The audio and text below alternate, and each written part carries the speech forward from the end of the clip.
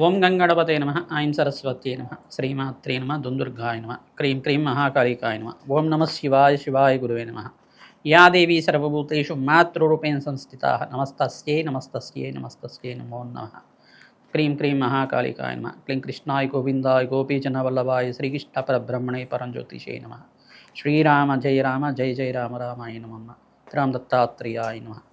YouTube ప్రేక్షకులకి అందరికీ కూడా నమస్కారం అండి. నేను పాలపర్తి గున్నా శర్మ. ఈ రోజున మనం చెప్పబోయే విషయం ఏంటిదంటే ప్రధానంగా కంటెంట్ అంతా కూడా ఈ యొక్క ఏప్రిల్ నెల వార ఫలితాల్లో భాగంగా మనం అంతా కూడా విశ్లేషణ చేసుకోవడం జరుగుతుంది. ప్రధానంగా రెండో వారం ఫలితాలంతా కూడా ఏ రకంగా మేషాది ద్వాదశ రాశుల వాళ్ళకి ఈ యొక్క వార ఫలితాల్లో భాగంగా విశ్లేషణ చేసి పరిష్కారం చెప్పడం జరుగుతుంది.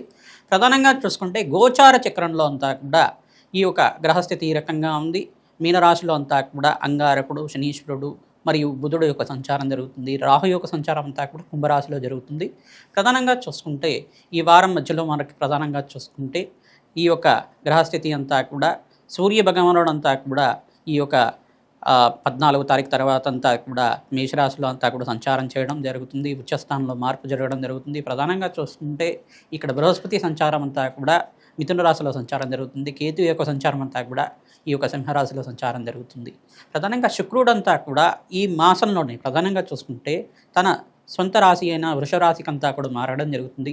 తద్వారా అష్టైశ్వర ప్రాప్తి కలగడానికి ఆస్కారం ఉంటుంది. ఈ వారంలో ప్రధానంగా గ్రహస్థితి అంతా కూడా చూసుకుంటే చంద్రుడు అంతా కూడా ఈ రకంగా మారడం వల్ల గజకేసరి యోగం అంతా కూడా సిద్ధించడానికి ఆస్కారం ఉంటుంది. ప్రధానంగా ఈ యొక్క బృహస్పతి అనుగ్రహం వల్ల కొన్ని రాశుల వాళ్ళకి గురుకటాక్షం అంతా కూడా సిద్ధించడానికి, కార్యసిద్ధి కలగడానికి ఆస్కారం ఉంటుంది.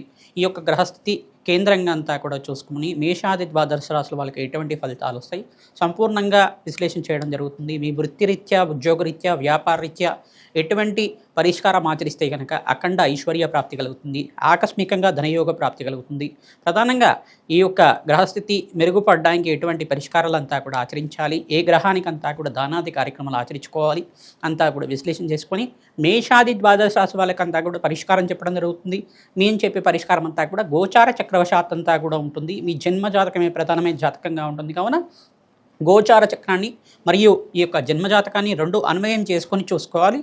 ప్రతినిత్యం కూడా గోమాత సేవ చేయడం వల్ల మీకంతా కూడా అదృష్ట యోగం సిద్ధిస్తుంది. అఖండ ఐశ్వర్య ప్రాప్తి కలుగుతుంది. అదృష్ట లక్ష్మి యోగ అనుగ్రహం వల్ల మీకంతా కూడా ధన ధాన్యాది సమృద్ధి కలగడానికి ఆస్కారం ఉంటుంది. తద్వారా మీరంతా కూడా జాతకరీత్యా ఉన్న దోషాలకంతా కూడా పరిష్కారం ఆచరించుకుంటూనే గోచారీత్య గ్రహస్థితి అంతా కూడా మెరుగుపడడానికి ఆస్కారం ఉంటుంది. కావున ఈ పరిష్కారం అంతా కూడా ఆచరిస్తే కనుక శీఘ్ర ఫలితాలు పొందుతారు. కర్కాటక రాశి జాతకులకి ఏప్రిల్ నెల వార ఫలితాల్లో భాగంగా రెండో వారంలో అంతా కూడా మీకు వార ఫలితాలంతా కూడా విశ్లేషణ చేయడం జరుగుతుంది. కర్కాటక రాశి జాతకులకి ప్రధానంగా చూసుకుంటే బృహస్పతి యొక్కరంగా మారడానికి అవకాశం ఉంటుంది. మీకంతా కూడా గురుకటాక్షం వల్ల అఖండ లాభాలు గణించడానికి ఆస్కారం ఉంటుంది. ధనయోగ ప్రాప్తి కలగడానికి ఆస్కారం ఉంటుంది. అఖండ లాభాలు గణించడానికి ప్రతినిత్యం కూడా పరమేశ్వరుడి ప్రీతికరంగా అభిషేకాది కార్యక్రమాలు ఆచరించుకోవడం వారంలో ప్రధానంగా మీకంతా కూడా అఖండ లాభాలు గణించడానికి ఆస్కారం ఉంటుంది. ఇక్కడ శుక్రుడు యొక్కరంగా మారబోతున్నారు. మీకంతా కూడా ఈ వారంలో మీకంతా కూడా మంచి ఫలితాలు పొందడానికి ఆస్కారం ఉంటుంది. ప్రతినిత్యం కూడా దత్తాత్రేయ ఆరాధన చేసుకోవడం వల్ల అఖండ లాభాలు గణించడానికి ఆస్కారం ఉంటుంది.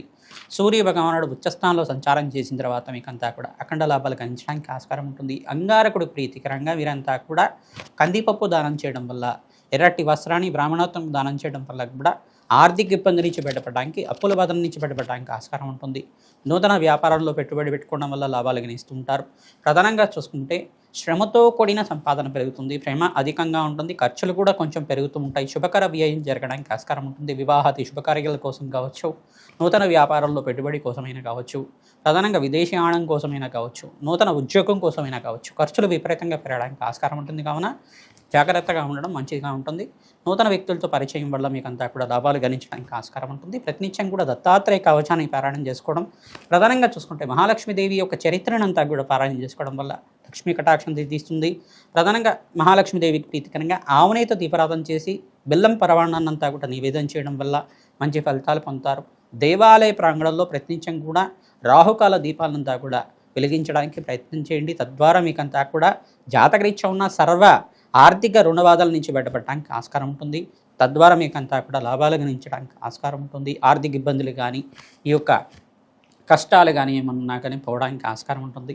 ప్రతినిత్యం కూడా రాహుకేతు దోష నివారణార్థం మీరంతా కూడా చూసుకుంటే ఈ యొక్క రాహుకేతు యొక్క స్తంభంలో ఉంది కావున గోచార చక్రం అంతా కూడా ప్రతినిత్యం కూడా సుబ్రహ్మణ్య స్వామి వారి ఆరాధన, మానసదేవి ఆరాధన చేసుకోవడం వల్ల లాభాలు గణించడానికి ఆస్కారం ఉంటుంది. మహాలక్ష్మి కవచాన్ని పారాయణం చేసుకోండి, వింటూ ఉండడం మాత్రం చేతనే అఖండ లాభాలు గణించడానికి ఆస్కారం ఉంటుంది.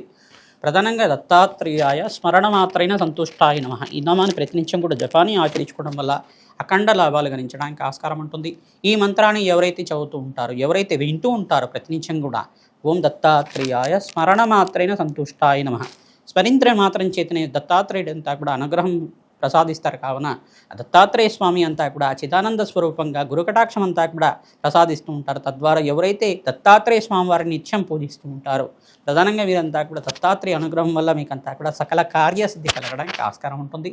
ప్రధానంగా దత్తాత్రేయ స్వామి వారి చరిత్రను పారాయణం చేసుకోవడం వల్ల అఖండ లాభాలు గణించడానికి ఆస్కారం ఉంటుంది. దత్తాత్రేయ ఆరాధన మీకంతా కూడా మంచి ఫలితాలు వస్తుంది. కావున ఈ యొక్క పరిసరం అంతా కూడా మీకు చెప్పడం జరుగుతుంది. వెంకటేశ్వర స్వామి వారికి తులసిమాలను సమర్పించడం వల్ల అఖండ లాభాలు గణించడానికి ఆస్కారం ఉంటుంది. మహాగణపతికి అంతా కూడా ఉండ్రాళ్ళు నివేదన చేయడం వల్ల సకల విఘ్నాల నుంచి బయటపడడానికి ఆస్కారం ఉంటుంది. ప్రతినిత్యం కూడా మీరు అంగారకుడికి, ప్రధానంగా శనీశ్వరుడికి, రాహువుకి మరియు సూర్య భగవానుడికంతా కూడా దానాలు ఆచరించుకోవడం, అగ్నికి నవదానాలు సమర్పించడం వల్ల సకల కార్యసిద్ధి కలుగుతుంది. శ్రీమాత్రే నమః.